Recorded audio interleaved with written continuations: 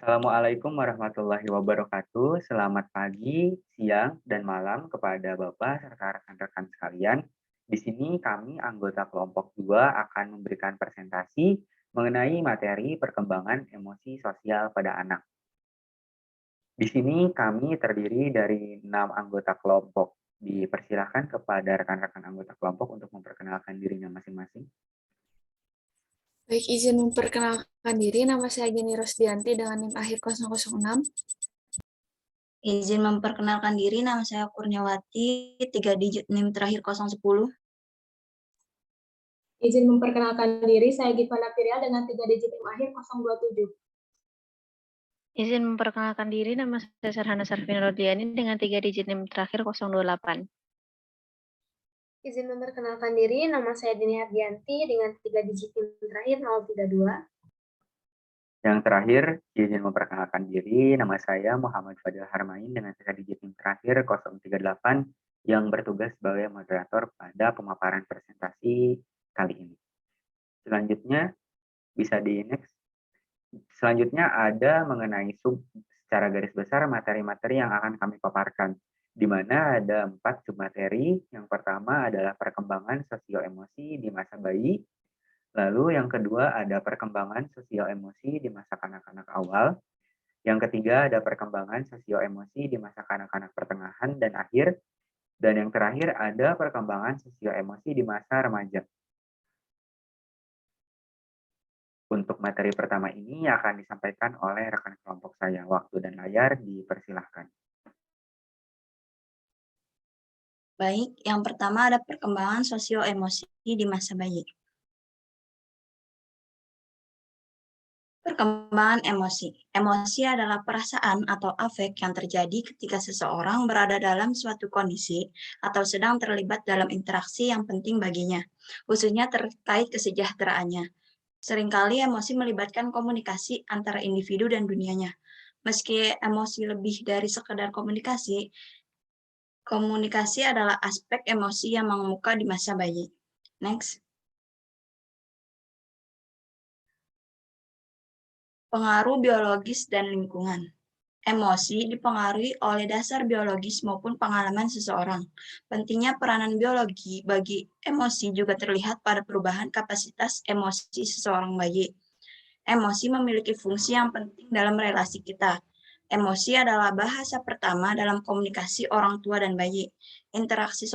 Interaksi emosi seperti ketika seorang anak menangis dan ayahnya menanggapinya dengan penuh kasih sayang dapat memberikan dasar bagi bayi untuk mengembangkan kelekatan dengan orang tuanya. Relasi sosial menjadi tempat bagi perkembangan berbagai emosi. Next. Emosi awal. Emosi primer adalah emosi yang dimiliki oleh manusia dan binatang. Emosi-emosi ini diekspresikan dalam 6 bulan pertama kehidupan bayi manusia. Ekspresi emosi dan relasi awal. Ekspresi emosi memiliki peran dalam relasi bayi. Yang pertama, kemampuan bayi untuk mengomunikasikan emosi memungkinkan interaksi yang terkoordinasi dengan pengasuhnya dan merupakan awal suatu ikatan emosional di antara mereka. Next. Ekspresi emosi dan relasi sosial. Kemampuan bayi untuk mengomunikasikan emosi memungkinkan interaksi yang terkoordinasi dengan pengasuhnya dan merupakan awal suatu ikatan emosional di antara mereka. Tangisan dan senyuman adalah 2 ekspresi emosi yang diperlihatkan bayi ketika berinteraksi dengan orang tua. Inilah bentuk-bentuk pertama dari komunikasi emosi bayi. Selanjutnya akan dijelaskan oleh rekan saya. Baik, selanjutnya yaitu ada regulasi emosional dan coping. Selama 1 tahun pertama, bayi secara bertahap mengembangkan kemampuan untuk menahan diri atau meminimalisasi intensitas dan lamanya reaksi emosi mereka. Sejak awal masa bayi menghisap jempolnya untuk menenangkan diri. Namun awalnya para bayi terutama tergantung pada pengasuh untuk membantu mereka menenangkan emosi-emosinya.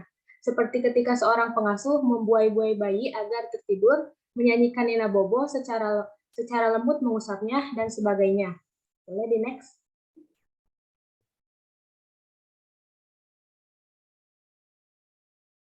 Lalu selanjutnya ada temperamen. Temperamen sendiri artinya adalah gaya perilaku dan cara berespon yang sifatnya individual. Sesuai dengan hubungannya dengan emosi, temperamen mendeskripsikan perbedaan individual mengenai cepat atau lambatnya kemunculan emosi. Boleh di next. Faktor-faktor pembentuk temperamen yang pertama ada landasan biologis dan pengalaman. Anak yang memiliki warisan fisiologis yang menjadi biasa bagi mereka untuk memiliki jenis temperamen tertentu. Meskipun demikian, seiring dengan pengalaman mereka sampai taraf tertentu dapat belajar memodifikasi temperamen. Lalu yang kedua ada pengaruh biologis. Faktor keturunan juga berpengaruh terhadap perbedaan temperamen dalam sekelompok orang. Lalu yang ketiga ada gender, budaya, dan temperamen. Gender dapat menjadi sebuah faktor penting yang membentuk konteks dan mempengaruhi akhir temperamen. Orang tua dapat bereaksi secara berbeda terhadap temperamen seorang bayi tergantung pada jenis kelamin bayi tersebut, lelaki atau perempuan. Lalu yang keempat ada goodness of fit dan pengasuhan. Goodness of fit merujuk pada kesesuaian antara temperamen seorang anak dengan tuntutan lingkungan yang harus diatasi anak tersebut. Boleh di next. C. Perkembangan kepribadian. Karakteristik-karakteristik yang seringkali dianggap sebagai bagian utama dalam perkembangan kepribadian masa bayi yaitu ada rasa percaya diri. Erikson berpendapat bahwa bayi mempelajari rasa percaya jika mereka diasuh secara konsisten dan hangat. Jika bayi tidak diberi makan dengan baik dan tidak ditempatkan di tempat dalam suasana hangat secara konsisten, maka bayi cenderung mengembangkan rasa tidak percaya. Lalu yang kedua ada perkembangan penghayatan diri. Bayi tidak dapat mengartikan pandangan mereka mengenai dirinya dalam bahasa verbal. Mereka juga belum mampu memahami interaksi yang kompleks dari peneliti. Lalu yang ketiga ada kemandirian. Erikson menggambarkan tahap kedua perkembangan sebagai tahap otonomi versus rasa malu dan ragu-ragu. Otonomi dibangun seiring dengan berkembangnya kemampuan mental dan motorik. Next. Selanjutnya akan dijelaskan oleh rekan saya. Baik, selanjutnya akan dijelaskan oleh saya. Yang kedua, selanjutnya ada masa orientasi atau pemahaman sosial dan kelekatan. Orientasi atau pemahaman sosial. Orientasi sosial sejak awal berkembangnya, bayi terkagum-kagum dengan dunia sosial.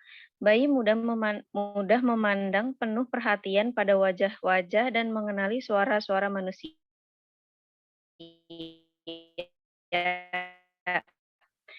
Tema soal bayi lebih pandai untuk menerjemahkan arti ekspresi wajah.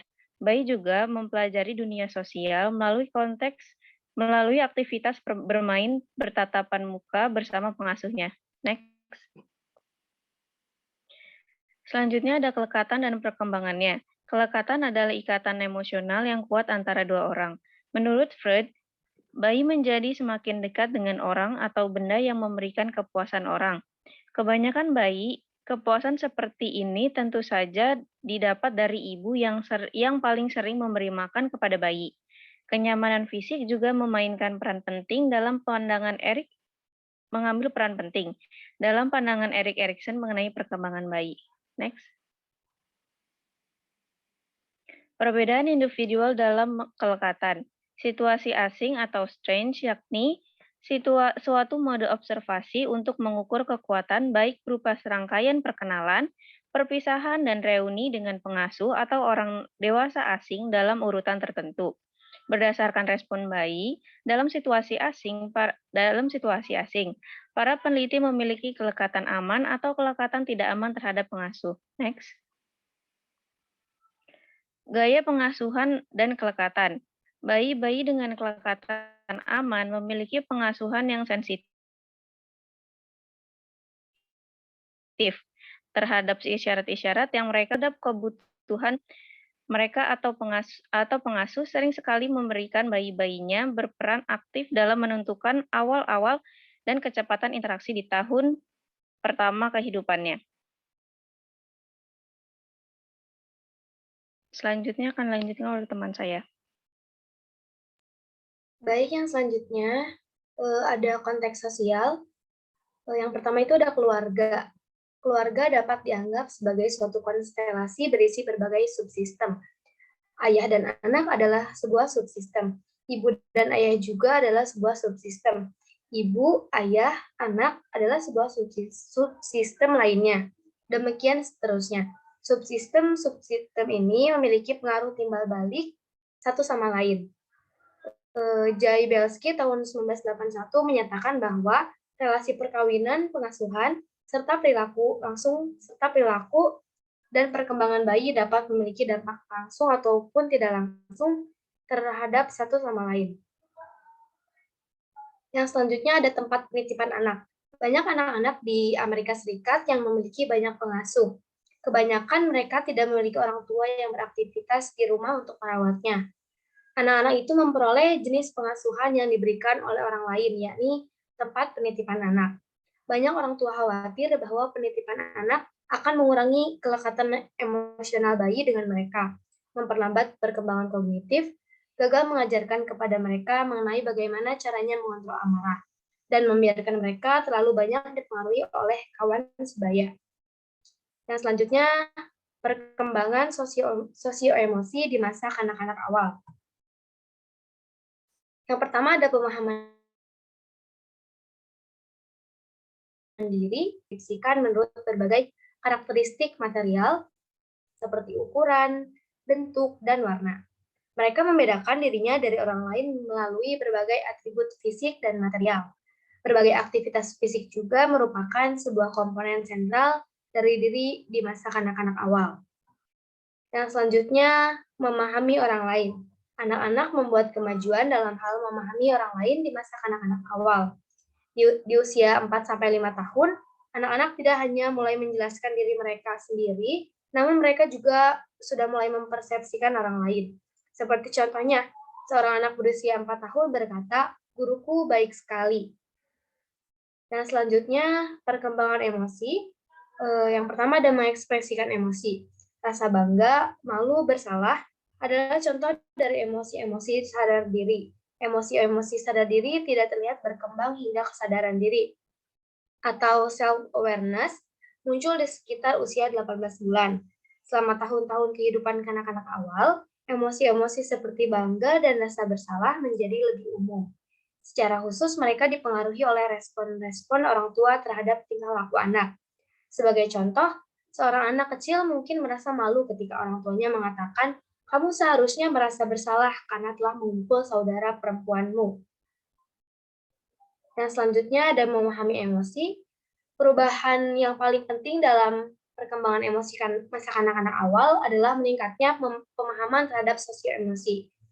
Selama masa kanak-kanak awal, anak-anak semakin memahami suatu situasi yang dapat menimbulkan emosi tertentu.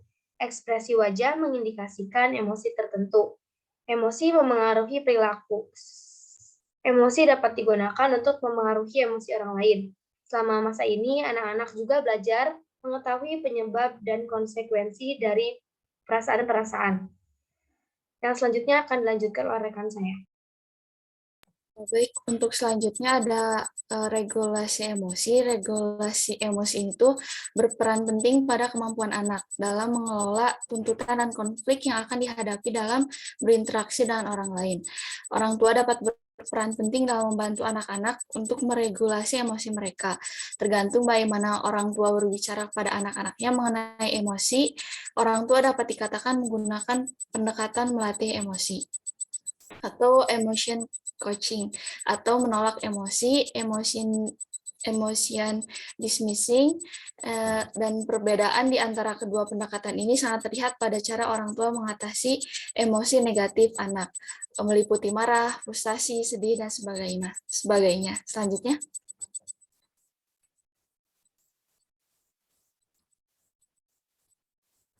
Menurut riset, regulasi emosi dan relasi dengan kawan sebaya emosi berperan penting dalam menentukan keberhasilan relasi anak-anak dan kawan sebaya. Kemampuan mengatur emosi merupakan sebuah aspek penting dalam relasi dengan kawan-kawan sebaya. Anak-anak yang moody dan negatif secara emosi cenderung ditolak oleh kawan-kawan sebayanya karena anak tersebut di mana anak-anak yang positif secara emosi akan lebih disenangi. Selanjutnya. Adapun untuk selanjutnya adalah perkembangan sosial emosi di masa kanak-kanak pertengahan dan akhir. Next.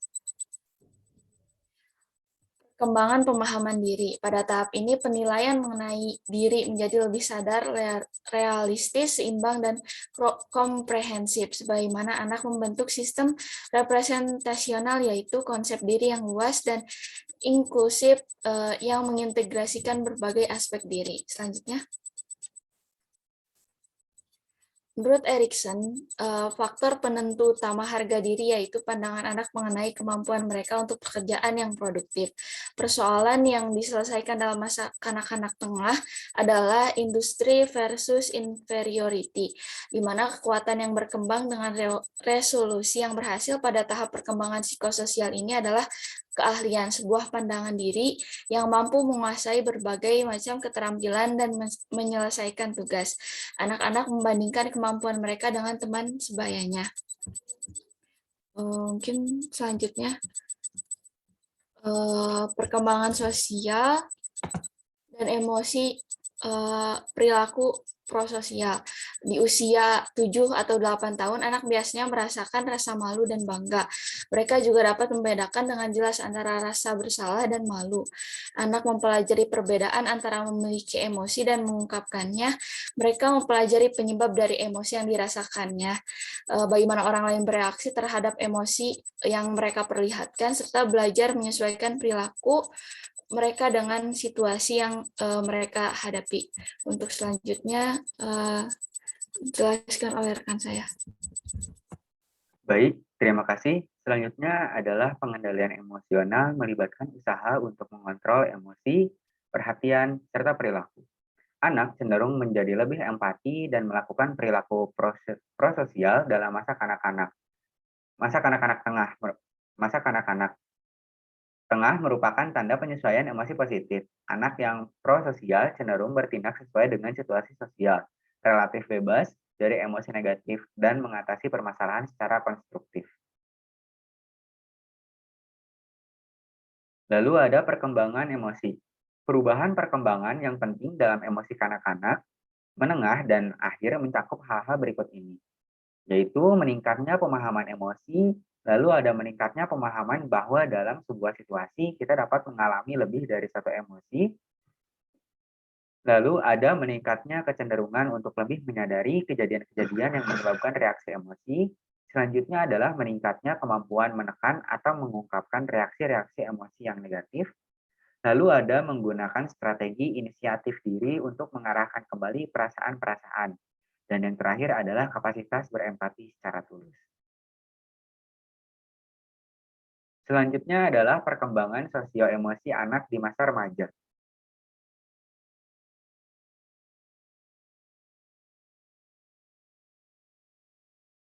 Yang pertama adalah penghargaan diri. Penghargaan diri yang tinggi dapat mengacu pada persepsi yang akurat mengenai nilai seseorang sebagai manusia, serta keberhasilan dan pencapaian seseorang. Namun juga dapat mengidentifikasikan kesombongan, berlebihan, dan merasa superior dari yang lain. Dengan cara yang sama, penghargaan diri yang rendah mengindikasikan persepsi mengenai kekurangan atau penyimpangan pada diri seseorang, atau bahkan rasa inferior yang ketidakamanan patologis. Yang kedua adalah identitas. Menurut Erikson, di masa remaja, anak akan mencari jati dirinya. Pencarian identitas ini disertai oleh berlangsungnya moratorium psikososial, yakni istilah yang digunakan oleh Erik Erikson untuk merajuk pada kesenjangan antara keamanan kanak-kanak dan otonomi orang dewasa. Remaja bereksperimen dengan berbagai peran dan kepribadian. Remaja yang berhasil melalui konflik identitas dan tumbuh dengan penghayatan mengenai dirinya, remaja yang tidak berhasil dalam mengatasi krisis identitas dirinya, maka ia akan menderita dan kebingungan. Lalu ada teori perkembangan identitas Erikson dari 4 diantaranya. Yang pertama adalah difusi identitas, yaitu status individu yang belum pernah mengalami krisis ataupun membuat komitmen apapun. Lalu ada penyitaan identitas atau status individu yang telah membuat komitmen namun tidak pernah mengalami krisis. Yang ketiga adalah moratorium identitas, yaitu status individu yang berada di pertengahan krisis, namun yang komitmennya tidak ada atau hanya didefinisikan secara kabur. Dan yang terakhir adalah pencapaian identitas, yaitu status individu yang telah mengalami krisis dan membuat komitmen. Terima kasih, sekian presentasi dari kami. Bila ada pertanyaan yang ingin ditanyakan, dipersilakan untuk mengacungkan tangan atau mungkin raise hand, lalu menyebutkan nama, NIM, serta asal kelompok. Sekali lagi kami mengucapkan terima kasih. Assalamualaikum warahmatullahi wabarakatuh.